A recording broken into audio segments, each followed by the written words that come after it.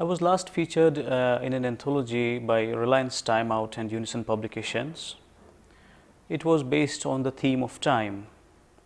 So they selected all 33 poets from all over India, and the name of the book is Timescapes. So it came out featuring 33 poets, and I was one among them, with 5 of my poems getting published there.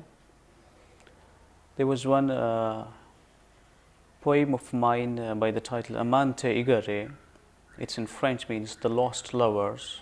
It won the prize also, an honorable mention prize, because the publishers had arranged a sort of a poetry competition as well through the book. So it featured me, and it came out with a serious theme like time. Basically, when we see that the lifespan of a man is very short, keeping in view the history of life in itself, right from the beginning of life, and the uncertainty where the life is going to be. And in all this, the time span of an individual person is very short, and the meaning of his part of life in relation to the whole time, so it assumes a lot of significance. So, and time being transcendental and fleeting in nature, so it's always a limiting factor for a person.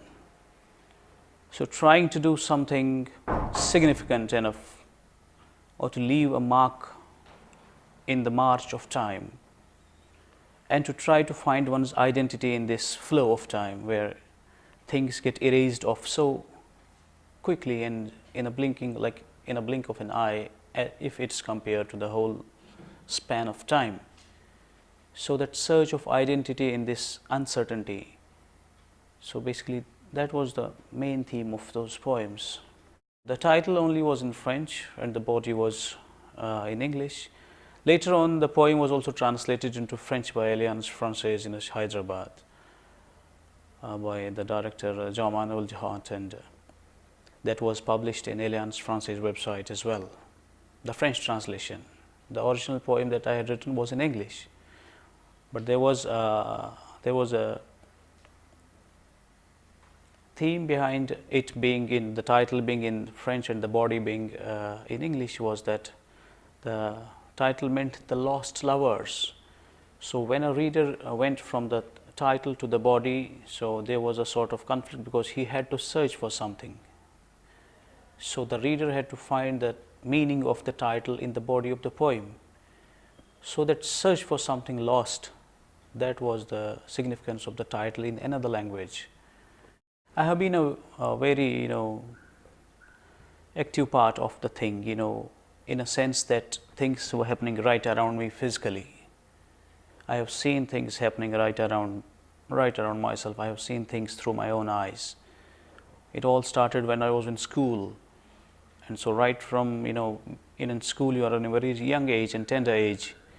So these things have a very strong influence on your mind, especially when you see blood spilling around, people dying, and people going for a cause, and in that way it influences your thinking, it influences your way, how you see the world, and how you crave for something when you see that life around is not being valued. People are being killed like chicks or something like that, and then you crave for that value of life, you crave for that something, for an identity, again a fight for an identity where you can be seen as a human being, where you can be seen as an individual with respect. So that has influenced many of my works, and most of the poetry deals with that theme as well. Yes, certainly war poetry is, or war literature is one of the strongest forms of literature as history has witnessed itself.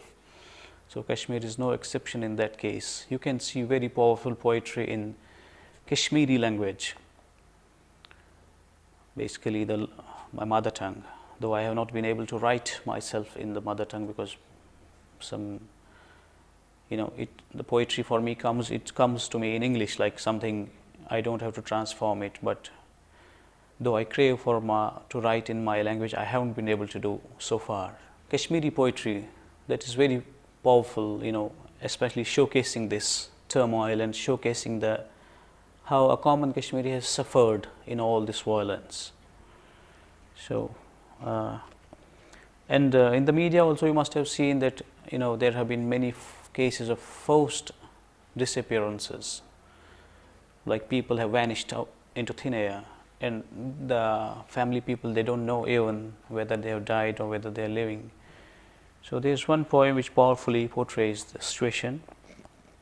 I'm reading it out. The poem is titled "The Missing Men Found."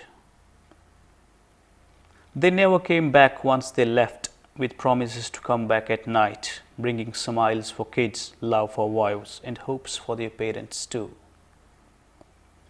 They never came back, and those at home kept the doors open till night. The eyes kept looking far across the fields, scanning any shadow that flitted across, lest it could be their loved one. They never came back, and the search ends in vain as days heap up while months and years go by. The eyes keep on waiting, looking across the fields, hazy by the tears that never lessen. Ah, they have been found now, sleeping peacefully in their secret graves, bullet-ridden, decapitated, defaced, winning shame for their killers and colors too for killing them in cold blood. Well, a poet is never a politician, so the thing is, a poet just brings out the suffering. A poet personally has a very tender heart, and for me, a poet is, a recipient of all the world's pain. So, and the pain is of the people all around him. So it is an expression of pain, and maybe this pain could be heard somewhere. And if this pain is heard and felt by the people who can change the things, so that could be, in that way it could help. Otherwise, it cannot be used as a propaganda or something. It's just an expression of pain, an expression of a feeling. So if it's heard somewhere, felt somewhere, it could change then the things.